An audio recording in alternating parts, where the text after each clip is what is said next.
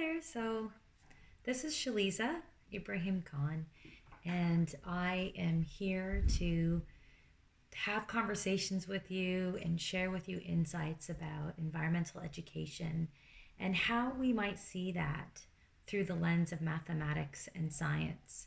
And I want to focus this first, this first bit on our ecological identity.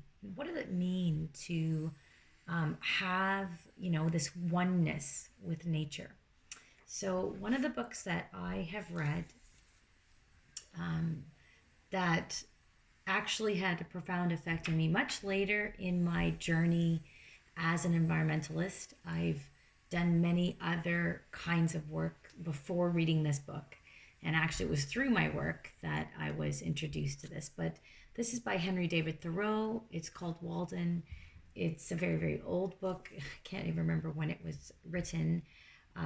But yes, it was written sometime around 1845 or afterwards, when he had left his home in Massachusetts to live in a very remote lifestyle in a cabin that he had built along this pond called Walden.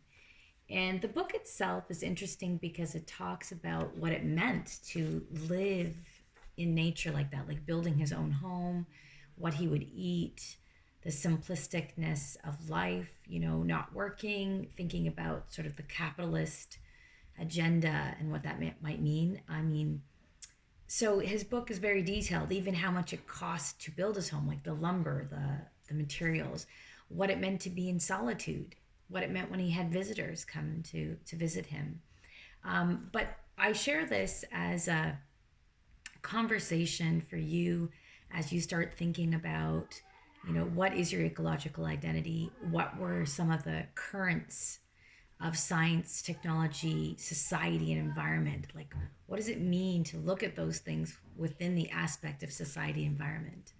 Also, how do we define environmental education with respect to the many dimensions that it takes on, right? Such as sustainability, such as eco-justice, all those definitions that I'm having you review as well.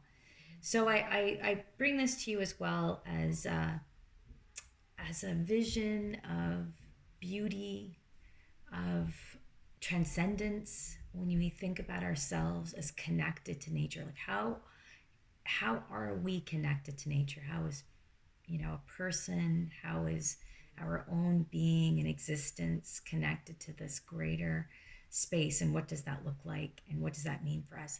So that is the focus of this first week, is really diving deeply into our own consciousness and trying to understand, where do we fit ourselves within this world, within nature? And there's so much happening right now.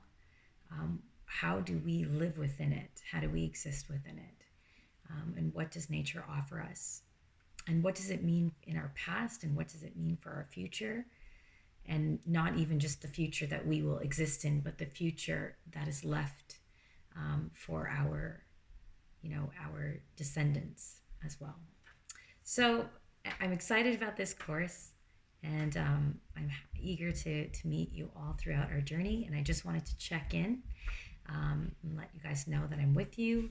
I'm here with you, and I'm excited to read more about how you guys discuss and reframe and think about your ecological identity. And the conference folder, I named it Evolving, because it's a lifelong learning process, and it is for me as well. All right, till then, talk to you guys soon.